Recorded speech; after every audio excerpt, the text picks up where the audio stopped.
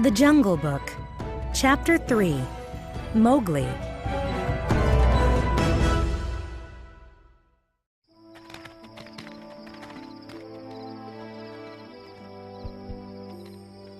The small man cub sat in the circle with the wolf cubs.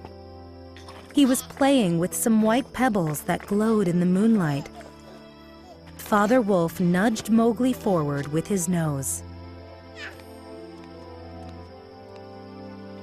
Look well, O wolves! Akela cried, as he'd done with the other cubs. Before any wolves could respond, a muffled roar came from behind the rocks. It was Shere Khan. The cub is mine. The tiger growled. Give him to me. Look well, O wolves! Akela called. Look well upon this cub. The law of the jungle was that two wolves had to speak for the cub. This was how the pack accepted the wolf cubs. Who will speak for this cub? Akela called. Mother Wolf tensed, ready to defend Mowgli. Akela was still waiting for someone to speak. Besides the wolves in the pack, only one other animal was allowed at the pack council. It was Baloo, a sleepy brown bear who taught the wolf cubs the law of the jungle.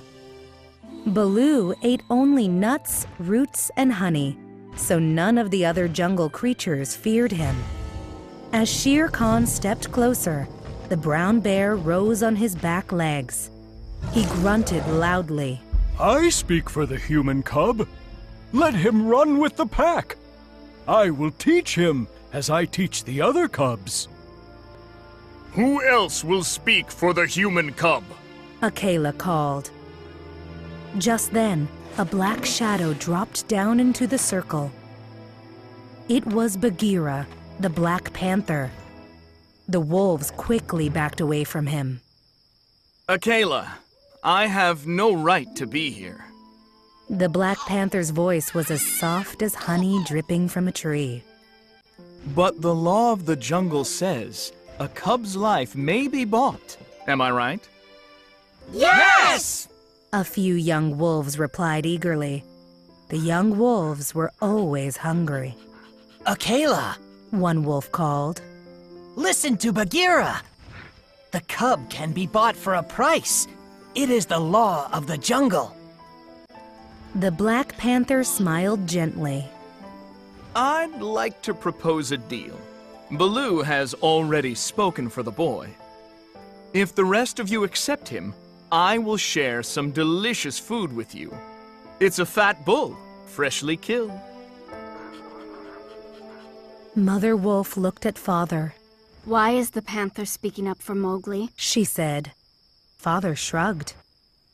The other wolves had gathered to discuss the situation. The boy will die in the winter rains. One said. He will burn in the sun. Another added. What harm can a little cub do?